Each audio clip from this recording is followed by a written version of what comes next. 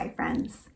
Sunday was Transfiguration Sunday at church, and so we talked about the story about Jesus going up on the mountain with 3 of his friends and having this moment where his clothes transform into dazzling white, whiter than anything, brighter than anything, sparklier than anything that we could imagine. And so when we teach stories with children and for grown-ups, I'd like to ask some wondering questions, just wondering, what would that be like to be there?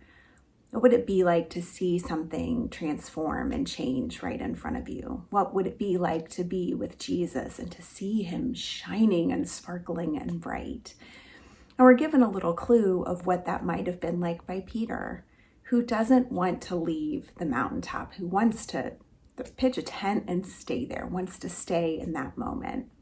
And I'm sure we can all think of moments like that in life that we would just want to stay there, want to freeze time and stop it. And it might be a mountaintop moment where we feel like heaven and earth are so close, where there's such a small space between the holy and the ordinary in those moments. Maybe a time where you are on a trip or in a beautiful place where you feel surrounded with peace.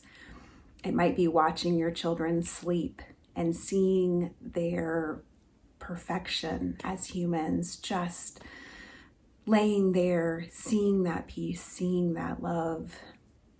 Whatever that moment might be, that we want to stay in that moment where the holy and the ordinary are so close.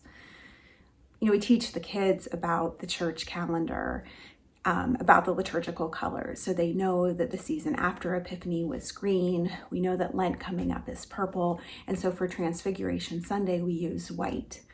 And white because it reflects light.